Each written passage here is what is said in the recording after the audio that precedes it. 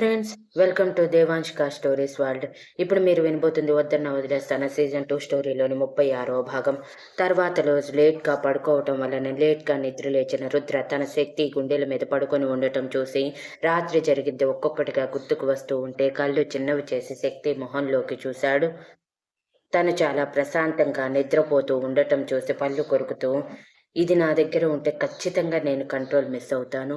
నా కోపాన్ని కూడా వదిలేసి ఎంత దూరం వెళ్ళిపోయాను అంటే ఇది నా మీద బ్లాక్ మ్యాజిక్ చేస్తుంది. లేదు లేదు, అలా జరగకూడదు, చెప్తాను దీని పని అనుకుంటూ కోపంగా తన గుండెల మీద నుంచి దూరం జరిపి సైలెంట్గా వాష్రూమ్లోకి వెళ్ళి ఫ్రెష్ అయి వస్తూ ఒక మగ్ వాటర్ కూడా తీసుకువచ్చి ఫోర్స్గా శక్తి మొహం మీద కొట్టాడు. మళ్ళీ నా బావ మునిపటిలా మారిపోయాడు, మళ్ళీ మొహం మీద నీళ్లు కొట్టాడు అని అరుస్తూనే లేచిన శక్తి మొహం మీద నీళ్ళని ఆరిచేతులతో తుడుచుకొని కోపంగా రుద్ర వైపు చూస్తే రుద్ర అంతకంటే కోపంగా కొట్టేలా చూస్తూ, చేసింది చాలు, నోరు మూసుకొని పోయింటికి.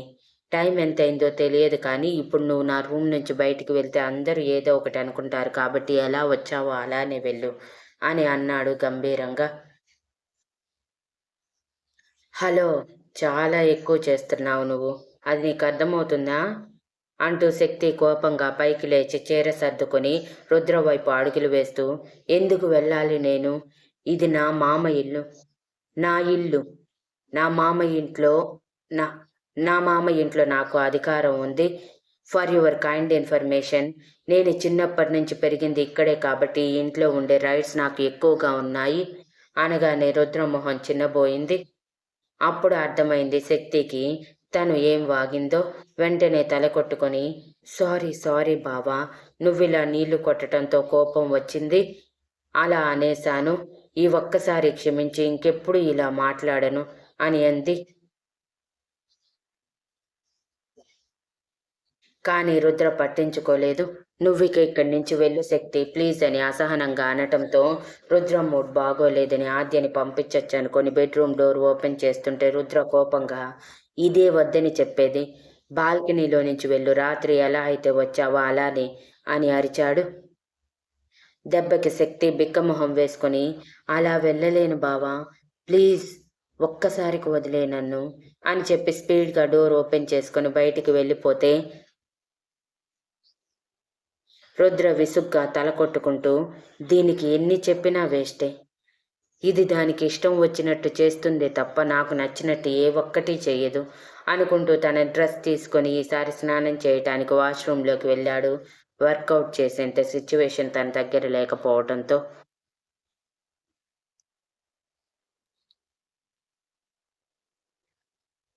ఎప్పుడెప్పుడు శక్తి బయటికి వస్తుందా అని కళ్ళు కాయలు కాచేలా ఉదయం నుంచి ఆ ఫ్లోర్లోనే ఉన్న సోఫాలో కూర్చొని ఎదురు చూస్తున్నాడు ఇష్వాన్.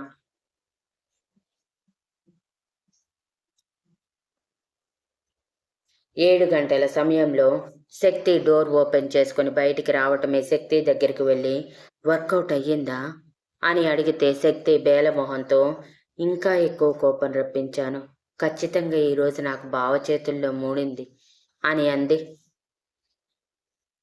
ఆ మాటకి ఈశ్వాన్ తన తల మీద పొడిచి, చెప్పిన పని ఒక్కటి కూడా సరిగా చేయవు కదా, ఎప్పుడూ ఇంతే, మంచి ఐడియా ఇస్తే సర్వనాశనం చేసి ఇరుక్కునేలా చేస్తుంటావు, ఇప్పుడు కూడా ఇంతే చేశావు, కొంపదీసి నేను కానీ నీకు హెల్ప్ చేసినట్టు చెప్పలేదు కదా అని అడిగాడు అనుమానంగా.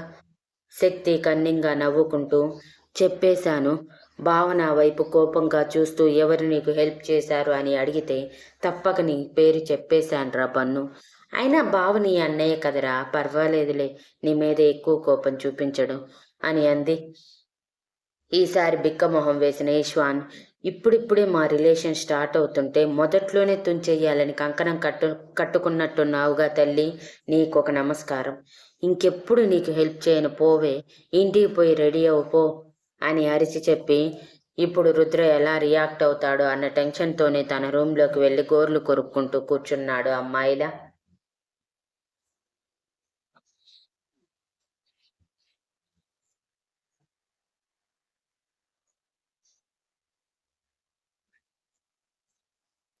ఇక ఇషిత మార్నింగ్ నిద్ర లేవటమే ఫోన్ ఫ్లైట్ మోడ్ నుంచి తీయటం ఆలస్యం. ఒకదాని తర్వాత ఒకటి మెసేజెస్ వస్తూ ఉంటే విసుగ్గా వాటిని ఓపెన్ చేసింది.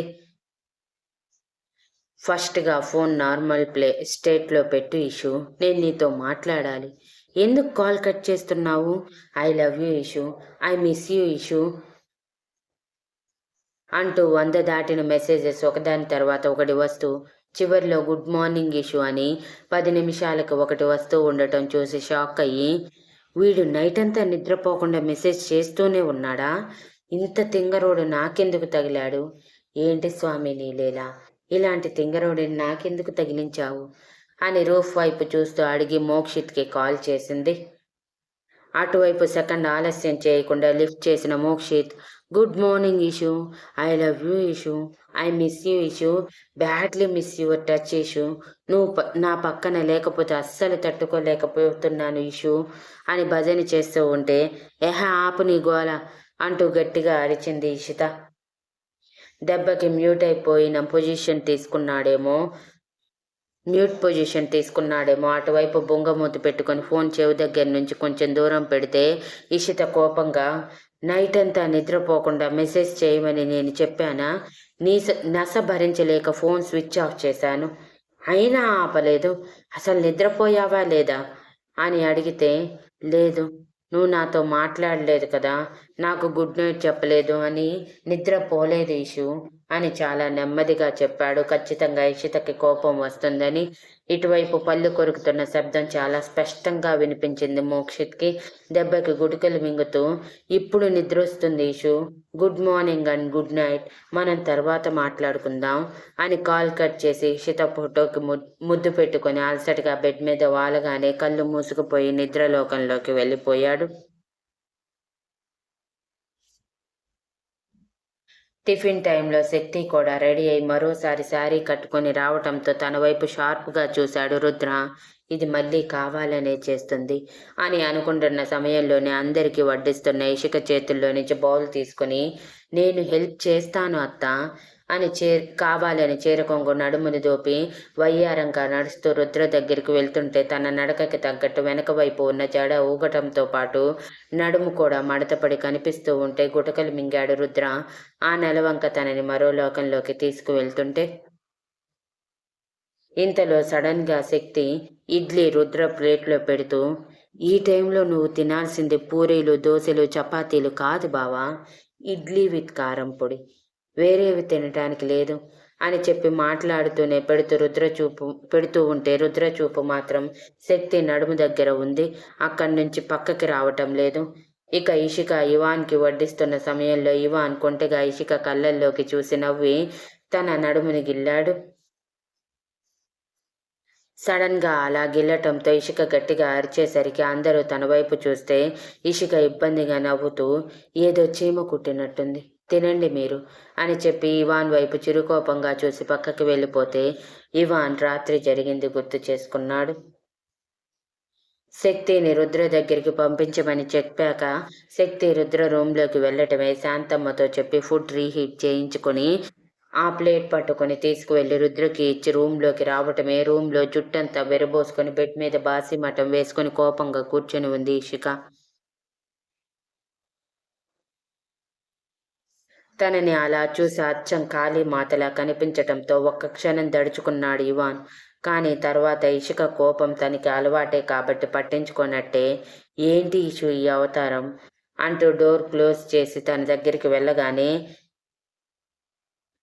ఇషిక చేతికి అందినవన్నీ ఇవాన్ వైపు విసురుతూ, మోసం చేశారు, మీరు నన్ను మోసం చేసిందే కాకుండా దానికి తగ్గట్టు కారణాలు కూడా చెప్తున్నారా, మిమ్మల్ని ఊరికే వదలను అంటూ కొడుతూ ఉంటే ఇవాన్ వాటి నుంచి తప్పించుకుంటూ, ఏమైందే నీకు ఈరోజు ఇలా బిహేవ్ చేస్తున్నావు, చెప్పా కదా నీ దగ్గర ఎందుకు దాచాను అని అంటుంటే, ఏదైనా కానివ్వండి, నా కన్న కొడుకు గురించి నా దగ్గర దాచారు, ఇది నాకు అస్సలు నచ్చలేదు, ఎందుకు ఇలా చేశారు అంటూ ఒక్కసారిగా ఏడవటం మొదలుపెట్టింది ఇషిక. అలా ఏడవటంతోనే ఇవాన్ కంగారుగా ఇషిక దగ్గరికి వెళ్ళి, ప్లీజ్ ఇషు, ఏడవకు. ఇలా నువ్వు ఏడవకూడదని ఇన్ని సంవత్సరాలు నీ దగ్గర నిజం దాచాను. ఇన్నాళ్ళు నువ్వు ఒక్కరోజు మాత్రమే బాధపడ్డావు. అదే వాడి గురించి తెలిసి ఉంటే, మన నుంచి తప్పిపోయాడని తెలుసుంటే, ప్రతిరోజు వాడి గురించి ఆలోచిస్తూ నీ మీద నువ్వు శ్రద్ధ తగ్గించటమే కాదు, ఆఖరికి నిన్ను నేను దూరం చేసుకున్న ఆశ్చర్యపోనవసరం లేదు. అప్పుడు నా ప్రిన్సెస్ బన్ను ఏమైపోతారు చెప్పు? నీ వెనుక నేను ఎలానో వచ్చేస్తాననుకో, అది వేరే విషయం. కానీ వాళ్ళు ఏమైపోతారు ఇషు? అందుకే నీ దగ్గర నిజం దాచక తప్పలేదు. నేను బాధపడుతుంది చాలదు అన్నట్టు నిజం చెప్పి మిమ్మల్ని కూడా బాధ పెట్టలేను. మిమ్మల్ని, ముఖ్యంగా నిన్ను బాధ పెట్టలేక, నిజాన్ని దాచలేక, చెప్పలేక ఎంత స్ట్రగుల్ అయ్యానో తెలుసా అని ఎమోషనల్గా అన్నాడు ఇవాన్. అయినా కానీ నాకు అస్సలు నచ్చలేదు ఇవాన్ గారు. మీరు నాకు ప్రామిస్ చేశారు నా దగ్గర ఏ నిజం దాచనని. కానీ మన పెళ్ళైన దగ్గర నుంచి ఏదో ఒక నిజం దాస్తూనే వచ్చారు. బాధని మీలోనే ఉంచుకుంటూ నవ్వులు మాత్రం నాకు ఇస్తూనే ఉన్నారు.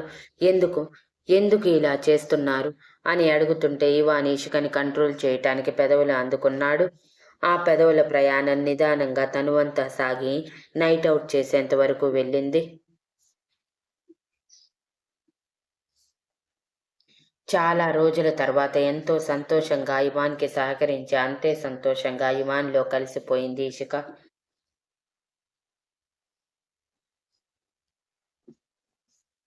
అర్ధరాత్రి దాటాక ఇవాన్ గుండెల మీద చేరిన ఇషిక, ఇంకెప్పుడు ఇలాంటి పెయిన్ఫుల్ నిజాలు దాచకండి ఇవాన్ గారు. మీ బాధని పంచుకోవటానికి నేనెప్పుడూ సిద్ధమే. నా బాధని మీరు ఎలా పంచుకొని నాకు ఓదార్పునిస్తారో నేను కూడా మీకు అలానే ఓదార్పునిస్తాను. నమ్మకం ఉంచండి అని అంది. ఇవాన్ నవ్వుతూ చెమటకి నుదుటి మీద అంటుకున్న వెంట్రుకలను దూరం జరుపుతూ, ఇక ఏ నిజం దాచాల్సిన అవసరం లేదు ఇషు. అన్ని నిజాలు ఎదురుగానే ఉన్నాయి. ఇంకా ఎప్పుడు నీ దగ్గర ఇక ఏ నిజం దాచను, సరేనా? ఇప్పుడు కూడా మన కొడుకు కోడలు ఇద్దరు ఒకే రూమ్లో ఉన్నారు అని అనగానే ఇషిక ఆశ్చర్యంగా, ఏంటి, శక్తి ఇషాన్ ఒకే రూమ్లో ఉన్నారా? ఇషాన్ ఒప్పుకున్నాడా? దానిని క్షమించేశాడా అని ఆతృతగా అడిగింది. అది అంత ఈజీ అనుకున్నావా? వాడెవడనుకుంటున్నావు? నా కొడుకు. నా కొడుకు ఒకరిని అంత ఈజీగా యాక్సెప్ట్ చేయటం అది జరిగే పని కాదు. కాబట్టి ఆ విషయం వదిలేసే. నేనే శక్తిని ఇషాన్ దగ్గరికి వెళ్ళేలా చేశాను. ఎలా అయినా వాళ్ళు కలిసిపోతారు. ఇద్దరి మధ్య ప్రేమ ఉంది, పెళ్లి బంధం ఉంది. కాబట్టి భయపడకు. అండ్ నర్మదకి కూడా చెప్పు, పాపం తను చాలా బాధపడుతుంది. సాగర్ తనకి నిజం చెప్పలేదని. ఒకవైపు బాధగా ఉంటే కూతురి జీవితం ఏమైపోతుందా అన్న బెంగ కూడా మొదలైంది. మన వల్ల తను బాధపడకూడదు ఇషు అని అన్నాడు. రేపు నేను చెప్తాను ఇవాన్ గారు అని చెప్పి సంతోషంగా ఇవాన్ గుండెల్లో ఒదిగిపోయి నిద్రపోయింది ఇషిక. ఉదయం నిద్ర లేచాక ఇవాన్ ఇద్దరి పొజిషన్ చూసి నవ్వుకుంటూ ఇషికని అల్లుకుపోవాలనుకున్నప్పుడు ఇషిక బలవంతంగా ఇవాన్ నుంచి వేరుపడి, మీరింకా పడుచుకుర్రాలు కాదు, రేపో మాపో మనవడో మనవరాలో కూడా వస్తారు కాబట్టి కొంచెం దూకుడు తగ్గించుకోండి అని వెటకారంగా చెప్పి రెడీ అయ్యింది. అదంతా గుర్తు చేసుకున్న ఇవాన్ పెదవుల మీద నవ్వు వస్తే, అప్పటి వరకు రుద్రని, శక్తిని గమనించిన తనకి ఇద్దరి మధ్య కొంచెం క్లోజ్నెస్ వచ్చిందని అర్థమై సంతోషించాడు. ఇంతలో ఇషిక దగ్గరికి రావటంతో తన చిలిపితనం చూపించి ఇషిక చిరుతిగ్గుతో పక్కకు వెళ్ళగానే నవ్వుకుంటూ టిఫిన్ చేయటంలో పడిపోయాడు. అందరూ టిఫిన్ చేశాక శక్తి, ఇషిక వాళ్ళు కూడా తినేశాక ఆఫీస్కి బయలుదేరబోతున్న ఇవాన్ని ఆపిన శక్తి, మీతో మాట్లాడాలి మావయ్య, ఆఫీస్ రూమ్కి వెళ్దామా అని అడిగింది. పర్సనల్గా మాట్లాడాలి అని. అందరూ తన వైపు అయోమయంగా చూస్తున్నా పట్టించుకోకుండా, ప్లీజ్ మావయ్య అని మొహం దీనంగా పెట్టగానే ఇవాన్ సరే అని ముందుకు నడిస్తే వెనకే వెళ్ళింది శక్తి.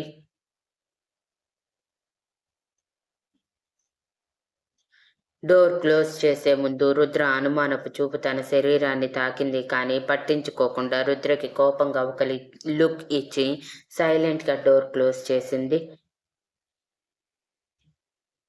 ఇక్కడ రుద్ర మనసులో, దీనికి బాగా పొగరు పెరిగిపోయింది, నా వైపే కోపంగా చూస్తుంది, చెప్తా దీని పని బయటికి వస్తుంది కదా అని అంటున్నప్పుడే వేణు కదిలించాడు. బావా, నిన్న కూడా ఆఫీస్కి రాలేదు, ఈరోజు వస్తావా రావా అని. రుద్రకి ఇంట్లో ఉండి చేసేదేమీ లేక ఆద్య సరదాగా ఇష్వాన్తో మాట్లాడుతూ ఉంటే చిరుకోపంగా, ఆద్య, కాలేజ్కి వెళ్ళు, నిన్న కూడా ఇలానే వచ్చేశావు అనగానే, ఈరోజు లీవ్ పెడతాను అన్నయ్య అని ముద్దుగా మొహం పెట్టింది ఆద్య. కానీ రుద్ర షార్ప్గా ఒక చూపు విసరటంతో మొహం ముడిచేసి, వెళ్తాను అన్నయ్య అని రెడీ అవ్వటానికి వెళ్తే ఇష్వాన్, ప్రజ్ఞ కూడా కాలేజ్కి వెళ్లాల్సి ఉండటంతో వాళ్ళు కూడా రెడీ అవ్వటానికి వెళ్ళారు. ఇక ఇషిక మునుపటిలా యువాన్ కంపెనీలోనే కంటిన్యూ అవ్వటానికి రెడీ అవ్వటానికి వెళ్ళిపోయింది. షిత ముఖ్యంగా తను మోక్షిత్ని చూడాలనుకుంటుంది. తన కోసం రాత్రంతా మేలుకొని ఎదురు చూసినవాడు ఇప్పుడు మళ్ళీ ఆఫీస్ అంటూ హడావిడి చేస్తున్నాడేమో, ఆరోగ్యం మీద శ్రద్ధ లేదన్న కోపంతో. ఇక రుద్ర కూడా ఎవరిని పట్టించుకోకుండా రెడీ అవ్వటానికి వెళ్ళిపోతే వేణు కూడా వెళ్ళిపోయాడు. అందరూ వెళ్ళిపోయాక మిగిలిన పెద్దవాళ్ళు ఒక నిట్టూర్పు విడిచి ఇషికతో, ఇషాన్ అస్సలు మనలో కలవటం లేదు ఇషిక, ఏం చెయ్యాలి అని అడిగారు. కొంచెం టైం ఇవ్వండి అమ్మమ్మ, కన్నా తప్పకుండా అందరితో కలుస్తాడు. మౌనంగా ఉన్నాడు అంటే మనల్ని యాక్సెప్ట్ చేయడానికి రెడీ అయ్యాడనే కదా అర్థం. వాడికి కొంచెం టైం ఇస్తే వాడి మనసు మారుతుంది. వాడేదో అపార్థాలతో ఉన్నాడని ఇవాన్ గారు చెప్పారు. అవన్నీ తొలగిపోతే మన బంగారం మనతో కలిసిపోతుంది అని అంది.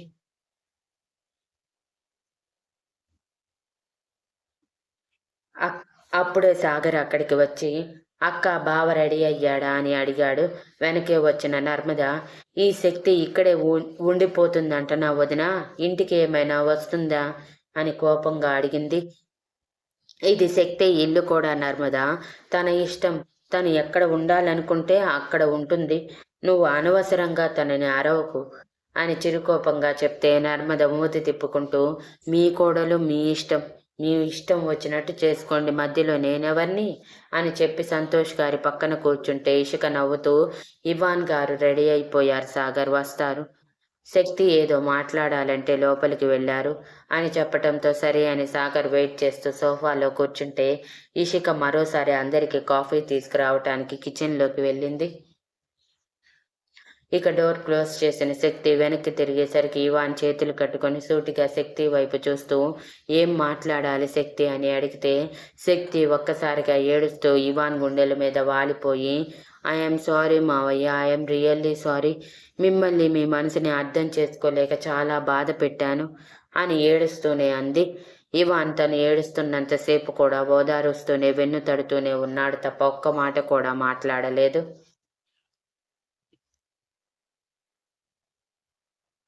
శక్తి కొంచెం తేరుకున్నాక తనే దూరం జరిపి, నీ ప్లేస్లో నేనున్నా అంతే స్వార్థంగా ఆలోచిస్తాను శక్తి, అసలు నేనే కానీ నీ లైఫ్లో ఇన్వాల్వ్ అవ్వకపోయి ఉంటే ఎప్పుడో ఇషాన్ నీ ప్రేమని అర్థం చేసుకుని నీతో కలిసి సంతోషంగా ఉండేవాడు. వాడి గురించి తెలుసుకొని నువ్వు ప్రేమిస్తున్నావని కావాలని నిజాలన్నీ దాచి నిన్ను వాడి దృష్టిలో ఒక మోసగత్తిగా నిలబెట్టాను. ఈ తప్పంతా నాది శక్తి, నీది కాదు. ఎక్కడ వాడు నిన్ను వదిలేస్తాడో అన్న భయంతో నువ్వు నాకు ఎదురు తిరిగావే కానీ లేదంటే నీ గురించి నాకు తెలియదా అని ప్రేమగా అంటుంటే శక్తి పెదాలు బిగించి కన్నీళ్లతో అలానే చూస్తూ ఉంది.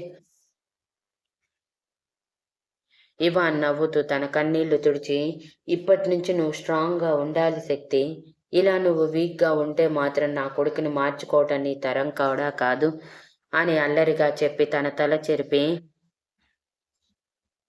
నేనసలు నీ మీద కోపంగా లేను, కోపంగా ఉన్నవాడిని అయితే నిన్న నీ కోసం భోజనం తీసుకువచ్చి ఇస్తానా అనగానే శక్తి టక్కున ఏదో గుర్తొచ్చినట్టు, అవును మావయ్య, రాత్రి మీరు బన్ను ద్వారా నన్ను బావ దగ్గరికి పంపించారు కదా అని అడిగింది. చాలా త్వరగా గుర్తించావు అంటూ ఇవాన్ తన తల మీద మొట్టి, ఇకపై నీ చదువు కంటిన్యూ చేయి శక్తి. వాడి కోసం నీ చదువు ఆపేయటం ఏంటి అని అన్నాడు. కానీ మావయ్య, చాలా రోజులు ఆల్మోస్ట్ 4 మంత్స్ క్లాసెస్ మిస్ అయ్యాను నేను. ఇంకెలా కాలేజ్కి వెళ్ళను అని అడిగింది శక్తి. నా శక్తి గురించి నాకు తెలియదా? తను ఈజీగా సిలబస్ మొత్తం కవర్ చేసేస్తుంది కాబట్టి టెన్షన్ పడకు. నీకు కూడా కొంచెం మైండ్ డైవర్ట్ అయినట్టుంటుంది.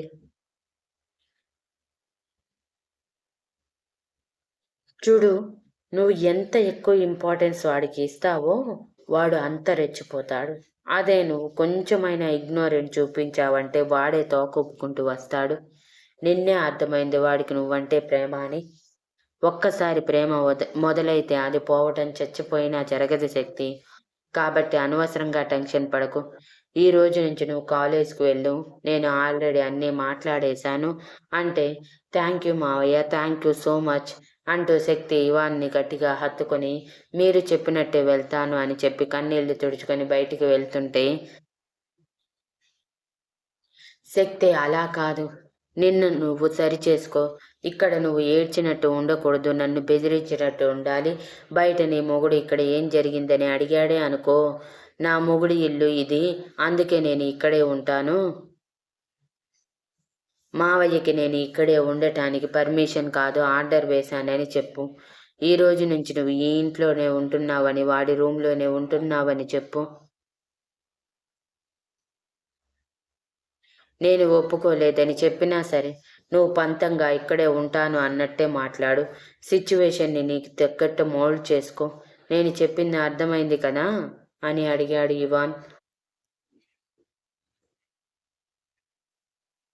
ఇవాన్ చెప్పింది ఈజీగా అర్థమైన శక్తి హుషారుగా, అర్థమైంది మావయ్య, థ్యాంక్ యూ సో మచ్ అని ఇవాన్ చెప్పినప్పుడు అద్దంలో తన మొహం మొత్తం సరిచేసుకుని ఏడ్చినట్టు ఆనవాళ్ళు అనేవి లేకుండా అక్కడే ఉన్న లేడీస్ యాక్సెసరీస్లో లైట్ మేకప్ కూడా వేసుకొని నవ్వుతూ బయటికి వచ్చింది. వెనకే కావాలని వేలాడి తీసుకున్న మొహంతో బయటికి వచ్చాడు ఇవాన్. అప్పుడే ఆఫీస్ కోసం రెడీ అయిన రుద్ర ఇద్దరు శక్తి వైపు అనుమానంగా చూస్తుంటే శక్తి డైరెక్ట్గా సాగర్ దగ్గరికి వెళ్ళి, డాడీ, నేను ఈ రోజు నుంచి కాలేజ్కి వెళ్తున్నాను. నాకింట్లో బోర్ కొడుతుంది.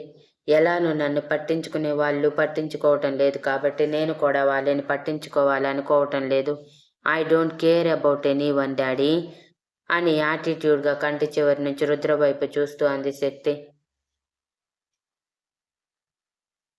తన మాటలకి సాగర్ అయోమయంగా ఇవాన్ వైపు చూశాడు. ఇవాన్ కళ్ళతోనే ఏదో చెప్పటంతో సాగర్ నవ్వుకుంటూ, నీ ఇష్టం రా శక్తి, నువ్వు ఏది చేసినా నేను అడ్డు చెప్పను అని తన తల నిమిరి, వెళ్ళి రెడీ అవ్వు అంటే, లేదు డాడీ, నేను ఇలానే వెళ్తాను. అయినా నేను వెళ్ళేది ఫ్యాషన్ కాలేజీకి కాబట్టి ఇలా వెళ్తే ఇంకా ఎఫెక్ట్ ఎక్కువ ఉంటుంది. పైగా నేను ఈ తాళిని కూడా మెట్టెల్ని కూడా కవర్ చేసుకోవాలి డాడీ. నా కాలేజ్లో ఎవరికి నాకు పెళ్ళైనట్టు తెలియకూడదు. అసలే నాకు కాలేజ్లో ఫాలోయింగ్ ఎక్కువ. పైగా ప్రపోజింగ్ పీపుల్ కూడా ఎక్కువగానే ఉన్నారు. సో వాళ్ళకి నాకు పెళ్ళయిందని తెలిస్తే అందరూ డిసప్పాయింట్ అవుతారు. వాళ్ళని ఎందుకు డాడీ డిసప్పాయింట్ చేయాలి? నా అనుకున్న వాడే నేను అవసరం లేదు అన్నట్టు బిహేవ్ చేస్తుంటే నేను మాత్రం ఇవి బయటికి చూపించుకొని ఎవరికి ఏమని చెప్పను? నా భర్త ఎవరంటే ఎవరిని చూపించాలి? అదంతా భరించటం నా వల్ల కాదు డాడీ. అందుకే ఈ డెసిషన్ తీసుకున్నాను. నీకేం అభ్యంతరం లేదు కదా? మమ్మీ నీకేం అభ్యంతరం లేదు కదా అంటే నర్మద కోపంగా ఏదో అనబోయేలోపు సాగర్ తన కాలితో నర్మద కాలిని పొడిచి కళ్ళతోనే నోరు మూసుకుని రుద్రని చూడు అన్నట్టు కళ్ళతోనే చూపించాడు. అప్పటికే రుద్ర మొహాన్ని యాపిల్కి టమోటాకి మధ్య ఉడికిపోతూ ఎప్పుడెప్పుడు పులుసవుదామా అన్నట్టు ఉంది. Thank you for listening and please like, share, comment and subscribe.